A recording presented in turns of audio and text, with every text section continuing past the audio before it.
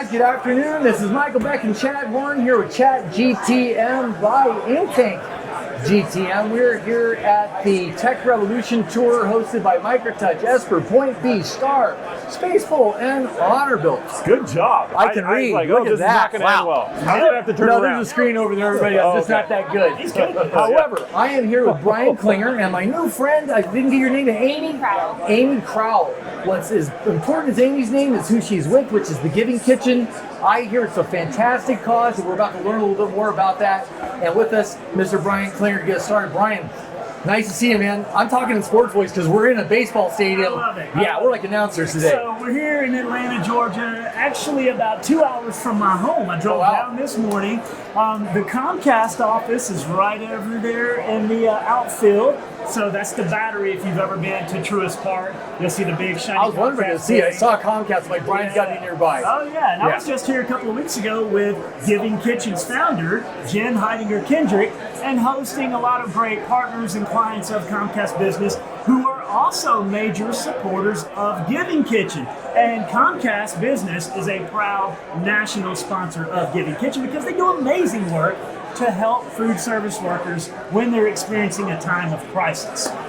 So that all makes sense now, because my question was going to be why Giving Kitchen, but then when you said food service workers, it all made sense immediately. Absolutely. How'd you get involved with the organization? I've been with the agency over 8 years, Yeah. and I started just helping them with some development work, and the cause speaks to me in so many ways because food service aren't like the rest of us. I had foot surgery recently, and I just worked in my office, no big deal. Yep. But if you are a food service worker and you have surgery, you break your foot, you have a cancer diagnosis, a death in your family, you can't work, and you often don't have time or vacation time saved up. So we step in at that time by providing assistance for rent, mortgage, utilities for the time that you miss work, or helping with expenses for death of a family member. That was amazing. I remember seeing Jen speak at an event years ago. It was also in Atlanta, and then we were ending up at the Falcons Stadium. You might know the event I'm talking about.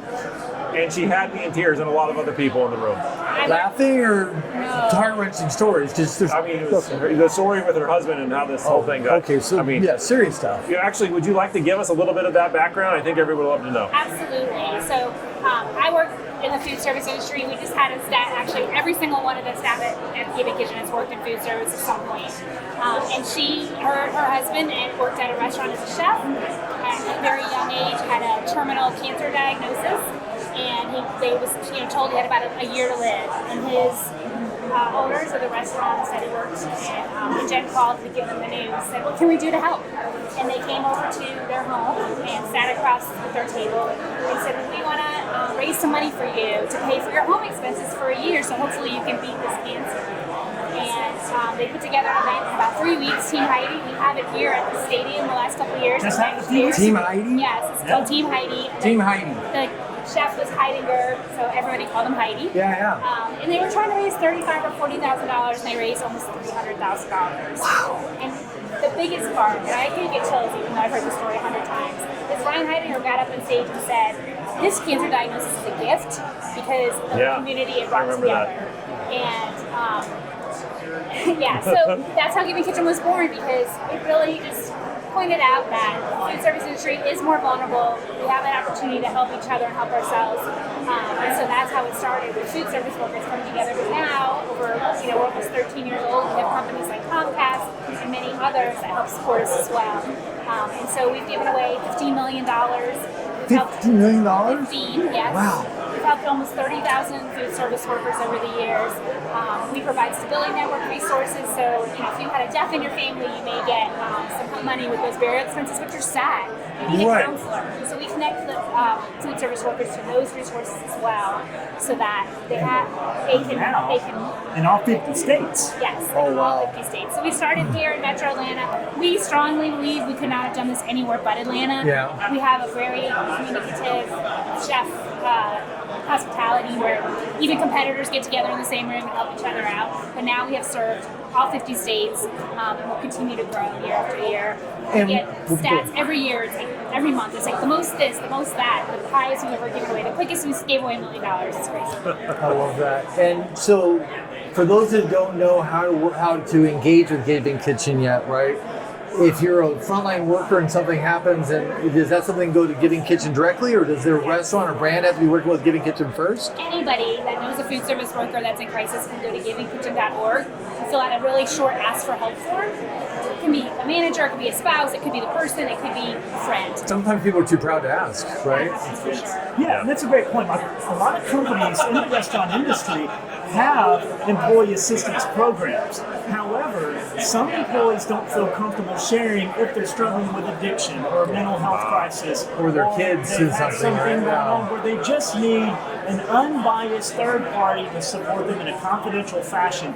And Giving Kitchen does amazing work. And you asked a great question: does the brand have to currently be a sponsor of Giving Kitchen in order for their employees to receive help? The answer is absolutely not. And so Giving Kitchen would love to have that brand support, and they do every month. That support is growing and growing. You've got great organizations like Chick-fil-A and the KFC Foundation, now Comcast Business. It's getting behind Giving Kitchen because they are doing incredible work. They're incredible stewards of the support they receive from the corporate sponsors, but more importantly, they're amazing at delivering the care that's needed to those workers. And if you've worked in the restaurant or hospitality industry, because it's also hotels, it could be a cafeteria worker in a school, in a public C-store? school, anybody that's providing food services. Okay. And so Somebody cares for other people. yes, in serving food, they can receive help. And I just love the way that Giving Kitchen has perfected a model of care. And so that's why we've gotten behind them as a national partner. They're currently running, we run public service announcement campaign, doing an awareness campaign, because it's exciting to see an organization go from Atlanta to kind of the Southeast to now nationwide. And we know in the industry that you're one paycheck away, if you're in the food service industry, from a potential disaster. And so there's a safety net provided by Giving Kitchen that can help people through those times. Food scarcity is already a thing for people. Why make it worse, right? Especially when it's bad. That's exactly right. So really honored to work with Amy and her team and Jen, and you'll see us at a lot of the shows. Danny Klein and the QSR Evolution show, they'll be prominently featured there. They were probably at this NRL recently, and they'll be at NRA and NRF. Everything that starts with N, they'll be at. As in now. But they're amazing because they're doing God's work in the community, literally. reaching people. I have a question for you, Abby. So what struck me years ago from hearing Jen was, I thought, this is one of the most genuine, purpose-driven organizations in the industry. No question. What does the organization do to ensure that continues to stay true? That there's no purpose drift over time? I think our clients really just speak for us. We have amazing programs team, case managers, they're licensed social workers. They do a job I could never do. They really do have so much care and compassion. I think myself and the development team, there are days where you're like, oh, this is a hard job or whatever. But you read one client story and you're like, okay, this is amazing.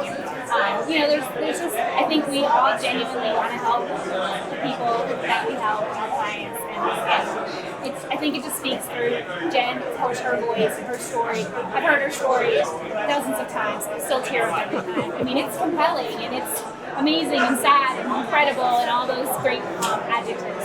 So Sure. we're just all really happy to be a part of it. Well, and I can speak to it from a personal standpoint. So I'm on the board, and there's also folks from Chick-fil-A and KFC and other great organizations, Big Green Egg and Cisco Foods.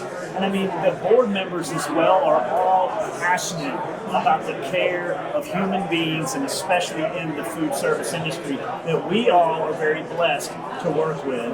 And so that's a great question, because as organizations scale, how do you keep that true north? I think it really does start with the culture of the organization, and I firsthand have witnessed that culture, and there's a common theme amongst everyone, whether you're on staff, a care worker, or a board member. Everyone is just passionate about human beings in this industry. Beautiful. It sounds like the money's making it to the right people too, right? Our team has always been the right person, the right time, the right amount. And I tell my team, everything we're doing, we're trying to get more people to ask for help, probably earlier, because about 70% of the people we help say we help them avoid addiction. If they would come earlier, that would probably lower, which would be amazing. And then we have the funds to give them and to pay our staff to make sure that they get the care they need. So- I think overall, everybody feels that way. And speaking of funds, right? So you have wonderful companies like Comcast that are making donations and funding this, and restaurant organizations. What about for private citizens like myself that feel, hey, I want to stroke a check to Giving Kitchen, or hey, Christmas time when I make my donation? What's the best way for somebody like me to give money? Absolutely. Our website is an easy way, givingkitchen.org. You can make a donation there. You can connect with any of us. But yes, we're happy to do that. We're happy to have you make donations, attend our events, spread the word, not only to other food service workers first and foremost, but also your friends, the people you think might care about what we do. And Amy, I love the Dining with Gratitude program, which is also huge, where restaurants can have food items or specialty items, menu items, where the portion of the revenues is Giving Kitchen. So there's a really cool programmatic way that they deliver that. We've also got Team Heidi, which is just, I said a few weeks ago, Heidi short for Hidinger. Yeah. And it's done here at Truist Park at the Brave Stadium. There was over $1 million raised at that event. Same thing last year. They have food tastings from local restaurateurs from all across the Southeast, and music and all the fun. And we're glad and honored to be a part of it. So check out Team Heidi. If you haven't yet been to that experience, it's really one of the coolest things you can ever go to. But then also, I'm so glad you asked about that, because the needs are greater than ever. Think about all the hurricanes that passed through last year that hit Florida and North Carolina and Tennessee and all these areas. Yeah. Those food service workers reached out. I think we had a record number of outreach last year. We did. We went from getting about a dozen ask for help a day to more than 100, literally overnight. And we were able to mobilize and do a spontaneous program, frankly, that gave food service workers, up to $500 and a Visa gift card to help with that night at the hotel. They had to send refill in their refrigerator because they had no power and there was no food, things of that nature. I absolutely admire that. I'll just put this out here on behalf of Think Tank. We'd love to put a link on our website for charitable donation for the people who come on our site to donate to Giving Kitchen. And we're also going to make a donation as well. Thank you.